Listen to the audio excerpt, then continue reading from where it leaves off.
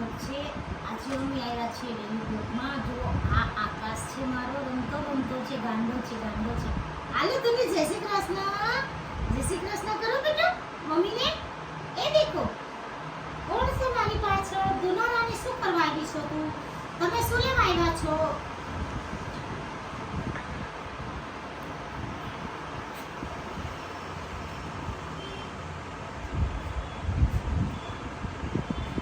તમે જોઈ શકો છો, જો મારા વાળ કેવા છે.